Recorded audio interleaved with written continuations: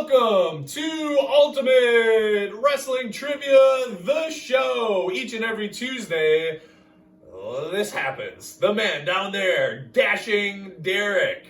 The man in the middle. He is the two-time Hall of Famer, Angelo Stefano. Wait, what Hall of Fame?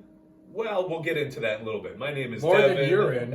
And we appreciate you guys checking out this show each and every Tuesday. Make sure you smash that notification bell and get all caught up on Ultimate Wrestling Trivia stuff. Yes, two-time Hall of Famer right here. The man was trained by Bastion Booger. Impressive. The Bastion Booger, which I would imagine you have a ton of great stories being brought up in the business from that guy. I do. His real name, of course, was Mike Shaw. Yep. I met Mike when I was up at Northern Michigan University because Mike lived not too far away. Shout out to the Wildcats. And thank you for that. And yeah, Mike was a great guy. A funny story. You said off the air you wanted to hear a quick funny story. Yeah, absolutely. I ran a show in Wisconsin in the summer of 1998. Okay. And for catering, I decided to visit a local pizza establishment and bring 6 pizzas into the locker room for the boys. And God bless his heart, I love Mike to death, but when he saw the pizzas, he pretty much took the top 3 to... Wow. And It wasn't a gimmick. It wasn't a gimmick. No. He kind of took them to his own personal little area and left just one for the boys. no, there was half the amount of pizza was left for the boys. But in the words of my good friend Adrian Lynch, well, there goes half a catering to Booger. Shout out to Mike Shaw, man. I can only imagine the ton of stories that you have carried on. Moral of the story is when you have someone that has a healthy appetite, spend a little bit more on catering. Bring extra pizza. Yeah, so like buy 2, get 5 free or something. Take advantage of those. That would be a really good deal. All right, we're going to start the show off with pet peeves. Now, we all do love pro wrestling so much. Every once in a while, it gets underneath our skin where we go, I can't believe that happened.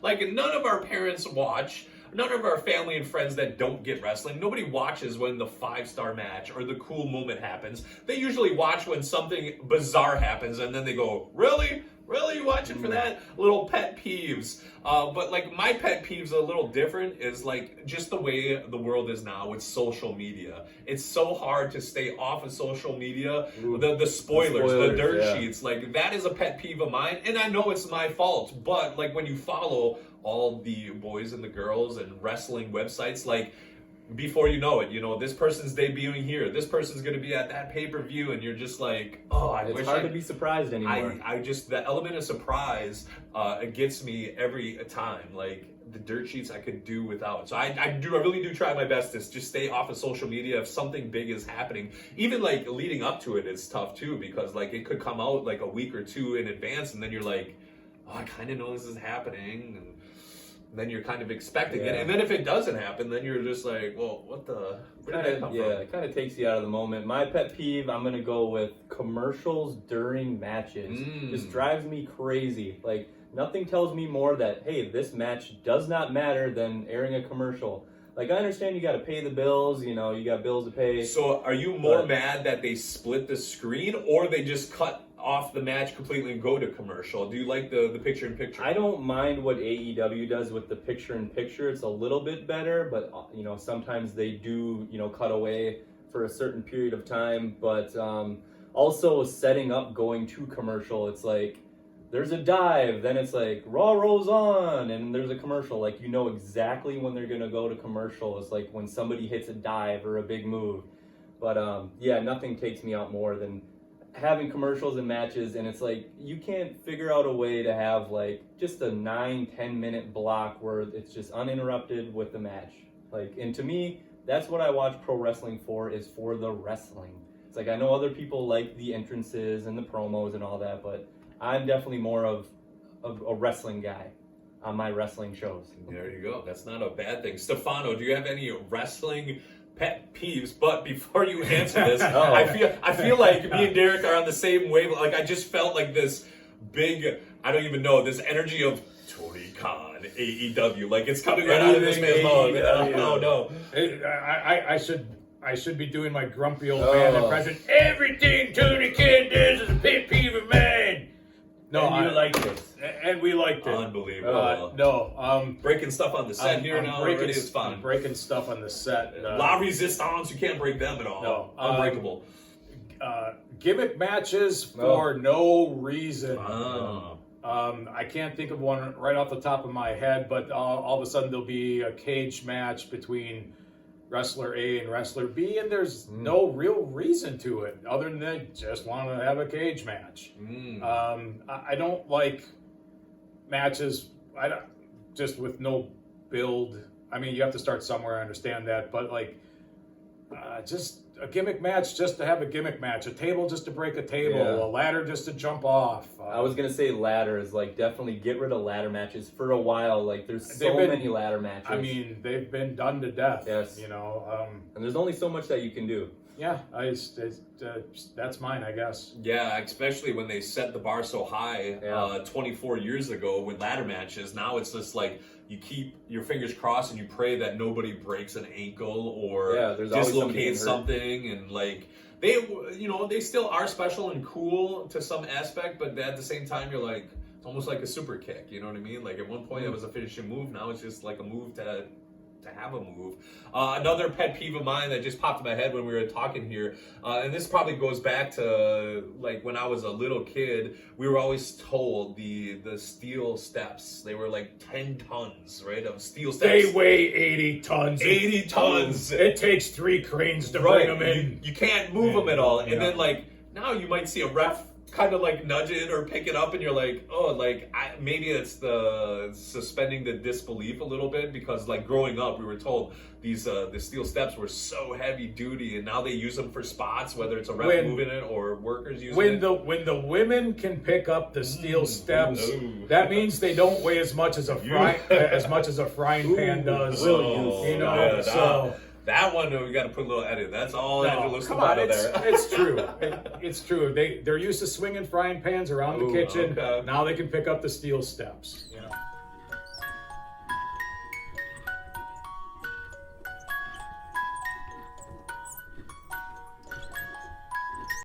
All right, as always, we would like to hear from you. Pro wrestling pet peeves. What pet peeves do you have? Good, bad, or ugly? We would love to hear from them. Drop them in the comments. All right, one of our favorite games we play here at Ultimate Wrestling Trivia. We get to sit down and test each other's knowledge. Check this out, Ultimate Wrestling. All right, we got Angelo Stefano here in the hot seat playing Guess This Wrestler in 45 seconds. And go. WCW. No. WWF. No. ECW. No. New Japan. No. AWA. No. World Class. No. Portland. No. USWA. No. Florida Championship Wrestling. No. NXT. No. AEW. Yes. Is he a luchador? No. Is he a champion? No. Is he in a tag team? No. Kenny Omega? No. Orange Cassidy. Oh, fuck. All right, that's always fun when we get a chance to sit down and test each other's knowledge with the curtain back at his merch couch. Get distracted. And for the people that make comments on social media about our couch game saying, oh, these guys are horrible, they don't watch wrestling. I'd like to see you under the pressure of the bright lights and the scorching heat from the lights and the pressure of being asked a question and having one of these two yahoos sitting next to you, you know, and they don't shower and the body odor is horrific. It smells like brood. It smells like brood over here. And just all the stress you're under, you would fail to come up with. It's a lot of those. It reminds me of like if you're shout out to Pat Sajak. He's just recently retired from Wheel of Fortune. You answer it in the comfort of your own home. Right. But I think if you get on stage and you're just like you wouldn't know what the The word pressure like is your on. or the. You would be like, how did I not know that? Like the pressure is on for the couch game. It's 100% legit. Like we don't know the answer, we don't know the question, and we have like literally 10 seconds for it to come up. Yeah. I mean, at old age, sometimes we just don't do well, you know. All right, we are switching gears a little bit. AEW recently got hooked up with a residency. Derek took a little deep dive into this. They linked up with Esports Stadium down there in, is it Dallas and Arlington, I believe it is? Texas, yeah. AEW is going to hold its first event at the arena Saturday, July 20th. Live edition of Collision, and then they're going to do some Collision tapings July 27th and August 1st. And then August 10th and August 17th. Of course, this is all leading up to the pay-per-view Ring of Honor Death Before Dishonor. That's going to happen at the Esports Stadium in Arlington. This is like the path for All In as well. I have one question on this. Is how big exactly is Esports Arena? So our producer just sent that to me as you said that. It will be scaled to provide 1,290 seats with an average ticket price of $45.02. Is that large enough to hold all of Tony Khan's action figures that he likes to play with? Like, kind of like, I could book you for the world title. You know, I'm asking questions. And it would actually cover an expense by selling just over 5,000 tickets across all the events. Yes. So that's all they have to do for that. Good, bad, or ugly, what do you think of the AEW residency? I think it's interesting seeing how Collision has been lacking in the ticket sales, you know, planting their flag in Arlington, Texas. And I know Mike Merck isn't here, but he's a numbers guy, so I'm going to crunch the numbers for him a little bit. So they got the building at 50% cost. Like you said, Devin, they only have to sell 5,000 tickets for the entire duration of the 8 shows. So that's about 650 people in the building.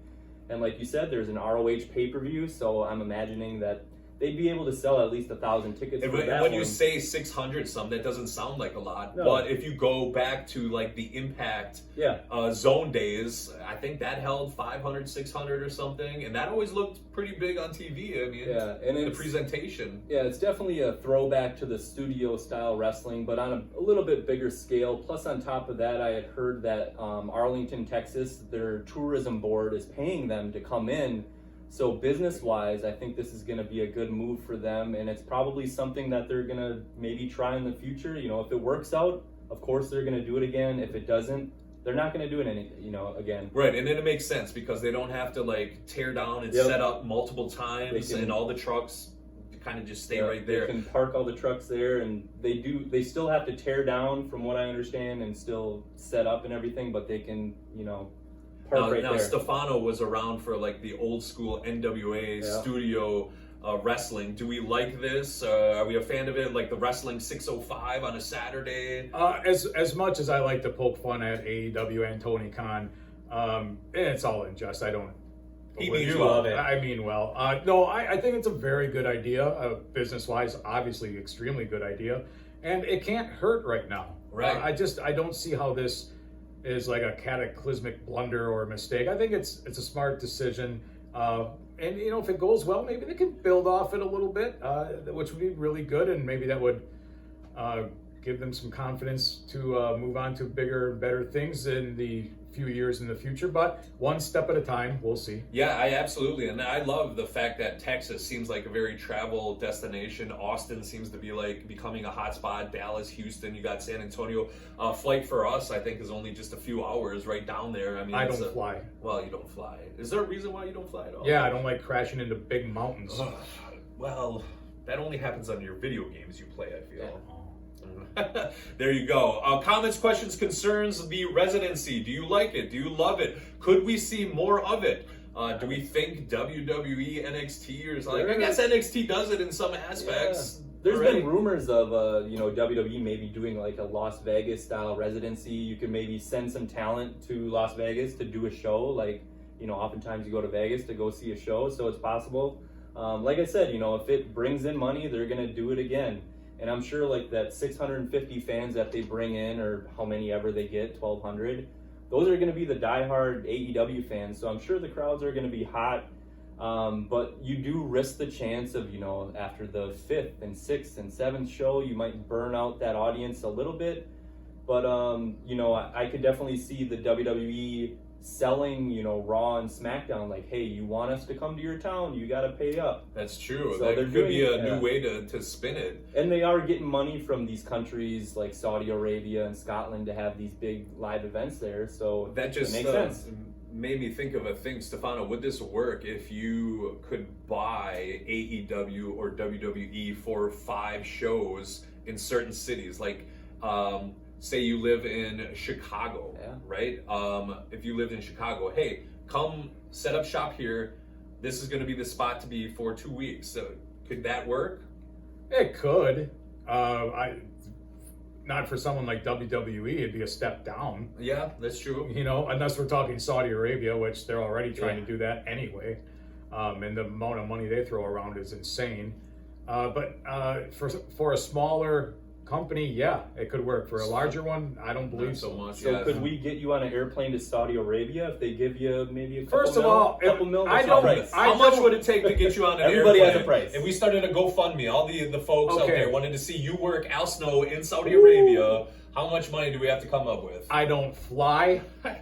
I don't like it when it's over 70 degrees. Wow. And I would never go to a country that doesn't have beer. So no, no, and no. Well, we're gonna make it happen somehow, some Sorry. way. All right, before we exit stage left, we got a chance to chat with a friend of the show, the lovely Rachael Ellering. She's on the show today with some Ultimate Wrestling trivia. Do you know the answer? I am Rachael Ellering, the queen of Strong Smile. At Impact's 2021 Rebellion pay-per-view, who was my tag partner when we won the Knockouts Tag Team Championships?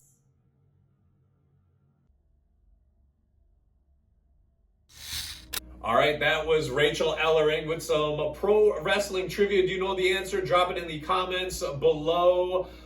Before we exit stage left here, do you have another Mike Shaw story at all that you could share? Seeing that, like, that first one that you told was so good, is there another one that pops up in your head that could maybe be PG-ish? Yeah, PG. Or, I mean, you could edit it, radio edit it a little bit. I mean, it is YouTube after all, but is there one that pops in your head? I'll put you on the spot. Just that I don't know how much this has come up on the show. I don't know. We talked about it when I first started in professional wrestling after Mike Shaw roped me in.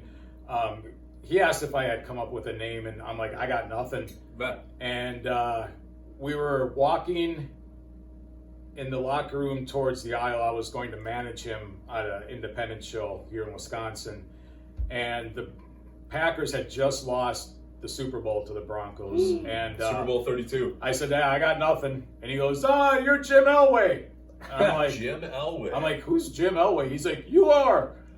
And he's like, you'll get a ton of heat. He's like, the Packers just lost the Super Bowl. And I'm like, okay, I guess I'm Jim Elway. So is John's like evil brother? No, Is that what it's supposed to be, or- I came up with that my mom and John Elway's mom are sisters. Okay. And You're like a long lost cousin. to go behind the curtain here a little bit, I walked out as Jim Elway for that show, and I don't remember if it got a reaction. I don't think it did. I don't think anyone made the connection right away. And then the second show I did, I went out and I bought an Elway jersey and I wore it, so you'd have the visual. Which I believe, if our producer can throw up a picture, I believe there is a picture out there. There should check be. it out Broncos right country, there. that's right.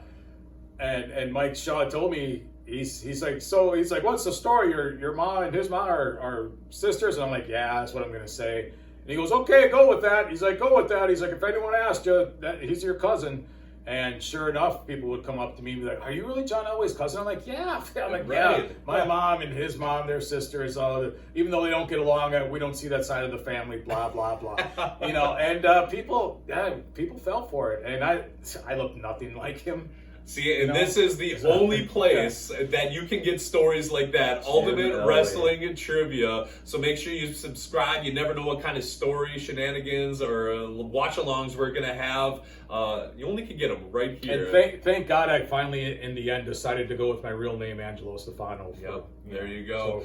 So, Yeah. Don't forget, Ultimate Wrestling Trivia is going to be hosting a pro wrestling show as well Saturday, August 3rd, down in Cascade at the Fireman's Picnic. We got the graphic up right here. Make sure you purchase your tickets, and we will see you out there for the family fun event happening Saturday, August 3rd in Cascade, Wisconsin. All right, that does it for Ultimate Wrestling Trivia, the show on YouTube. The man down there, Dashing Derek. The man in the middle, Angelo Stefano. Jim Elway. Jim Elway. Ouch. My name is Devon. We will see you next Tuesday for Ultimate Wrestling Trivia, the show.